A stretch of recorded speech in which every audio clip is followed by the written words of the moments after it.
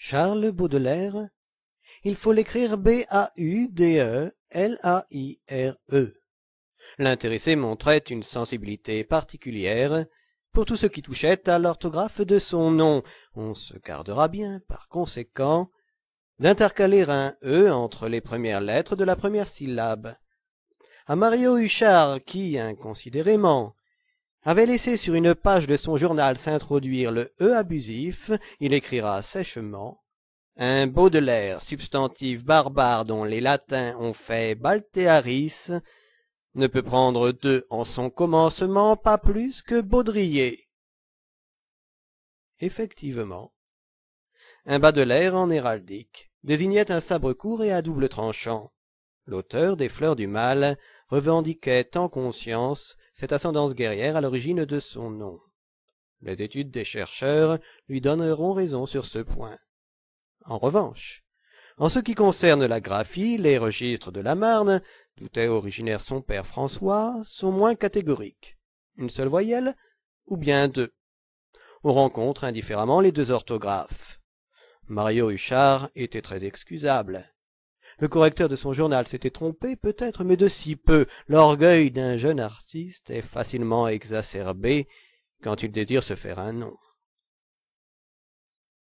Ce n'était pas, somme toute, un trop mauvais symbole que celui de l'épée pour désigner Charles-Pierre Baudelaire.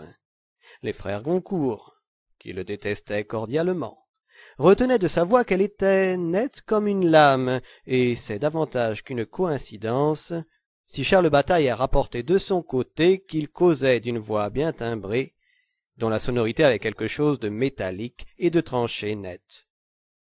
Cette voix ne nous parviendra jamais. Le micro-sillon est venu trop tard. Seuls les témoignages des contemporains nous permettent de nous faire une idée de ce qu'elle fut. Dès son enfance, Baudelaire s'était découvert un penchant pour les joutes oratoires. Il se plaisait au tour de force langagier.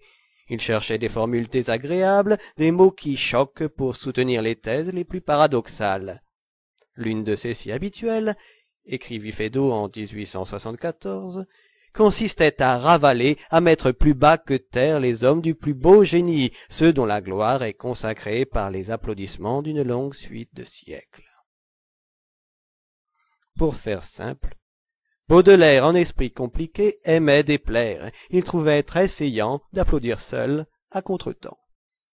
Il se voulait homme singulier, il l'était.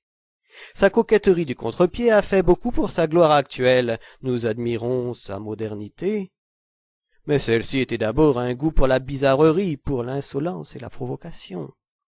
Même dans les sociétés les plus éclairées de son temps, dans le salon de Madame Sabatier, on lui tenait grief souvent de ne pas suffisamment célébrer les grandeurs ressassées, de leur chercher des poux, de s'éjouir à faire saillir leur petitesse, de traquer leur sottise, d'égratigner le bon goût.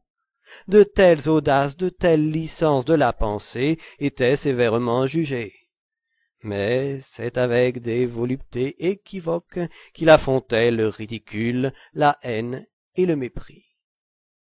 Théophile Gautier aimait à le voir ainsi disputer. Il prenait ces discussions pour ce qu'elles étaient, des audaces artistiques. Il appelait Baudelaire son cher Baldelario. Un mystère typiquement humain veut qu'un homme ait le pouvoir de blesser son prochain à distance, sans menace, en expirant un peu d'air, en agitant la langue. De ce pouvoir, Baudelaire faisait un grand usage. Il s'en délectait, en abusait. Théodore de Banville rapporte qu'il fut un jour mis en présence d'un haut fonctionnaire. Certainement, il s'agissait de M. Rouland, le fils du ministre de l'Instruction publique. L'entretien terminé, l'auteur des Fleurs du Mal se disposait à s'en aller, mais l'autre paraissait vouloir le retenir. Une question lui brûlait les lèvres, qu'il hésitait à énoncer. Comme la situation s'éternisait, Baudelaire eut pitié de sa confusion. Il l'encouragea à parler. « Eh bien, dit alors l'homme de bureau, je voudrais savoir pourquoi, avec votre magnifique talent, avec ce don que vous avez de créer l'harmonie et de susciter la plus puissante illusion, vous choisissez des sujets si Si quoi? Demanda froidement Baudelaire.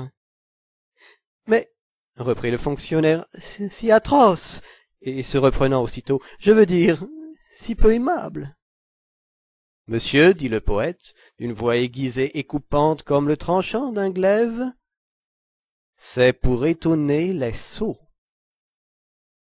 Et il ne mentait pas. Les agressions verbales étaient chez lui fréquentes. Cet homme d'écriture éprouvait une réelle jouissance dans l'oralité, un plaisir électrique qui s'apparentait à la joie du massacre. Sur ce point, tout au moins, il méritait très amplement son fameux substantif barbare. Il cherchait le mot qui touche et qui fait mouche, le mot qui tue, comme disent les jeunes gens. Il n'était pas particulièrement regardant en ce qui concerne le choix de ses contradicteurs.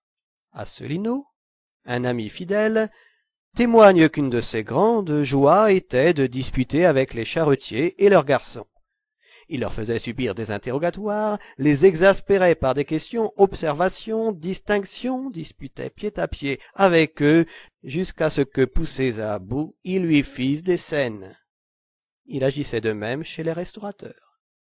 En sortant, si l'on s'était bien chamaillé après avoir mangé de la ratatouille, il disait d'un air convaincu, « Eh bien, nous n'avons pas trop mal dîné. » D'autres piques obtinrent même quelques retentissements. Charles Toubin nous apprend qu'en 1848, Baudelaire était venu assister à une réunion du comité parisien de l'Aisne lorsque, profitant d'une pause où l'orateur s'épongeait le front, il lui demanda, avec la contraction des lèvres qui lui était habituelle dans de pareils moments, si les intérêts du petit commerce ne lui paraissaient pas aussi sacrés que ceux de la classe ouvrière. L'orateur balbutia, promit d'étudier la question et descendit de la tribune pour rejoindre sa femme qui partageait son affliction. Cette petite phrase eut l'effet escompté, peut-être davantage.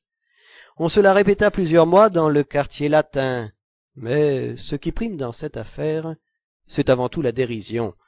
Baudelaire ne se souciait que très médiocrement des intérêts des petits commerçants. L'univers tel qu'il le concevait ne comprenait que trois types d'hommes respectables, le prêtre, le guerrier, le poète, celui qui sait, celui qui tue, celui qui crée. À y regarder de près, ces trois types d'hommes coexistaient en sa personne.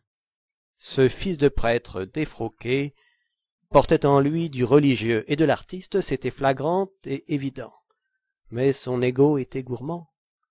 Il ne pouvait pas abandonner à son beau-père, le très généralissime Opic, tout le prestige des armes. Les hommes ont des querelles d'amour-propre qu'on ne peut pas vider, qui donnent envie de tuer. Opic avait gravi tous les échelons de l'armée. Il s'était choisi pour blason une épée tenue par un dextrocher. Sous l'icône de sa vanité s'étalait une devise presque méritée. Tout par elle. Comment rivaliser, fragile balle de la Rio, avec ce terrifiant surmoi? Opic était fort. Opic était courageux, c'était un militaire instruit, impavide sur les champs de bataille. Il s'imposait aussi dans les salons, honnête et droit, du moins autant qu'on peut l'être, il était incroyablement chanceux et toujours sûr de lui. Cette supériorité écrasante du mari de sa mère a pesé sur Baudelaire tout au long de sa vie, elle a noirci ses jours et fait blanchir ses nuits. Maxime Ducamp, dans ses souvenirs littéraires, raconte qu'un soir lors d'un repas où l'écrivain peut-être avait un peu bu, ou de toute façon, il était frais encore du sang de sa jeunesse, il s'était élevé avec fureur contre l'autorité de ce beau-père. « Vous cherchez, lui dit-il, à m'humilier devant les gens de votre caste qui font semblant de prendre vos sornettes pour des bons mots et qui, par politesse, croient devoir rire de vos plaisanteries. Vous oubliez que je porte un nom que votre femme a eu le tort de quitter et que j'ai pour devoir de faire respecter. » Caroline Opic, femme et mère, fut à ce double titre doublement éprouvée. Voilà donc la manière dont Charles croyait défendre son nom. Il se donnait en spectacle. Il a même prétendu étrangler en public son mari. Le général ne s'est pas laissé troubler pour si peu. Il a donné au jeune énervé une retentissante paire de claques. Baudelaire est tombé en syncope, et on l'a reconduit jusque dans sa chambre. On comprendra que les génies de ce genre-là font la honte d'une famille. Il faut comprendre qu'on les cache.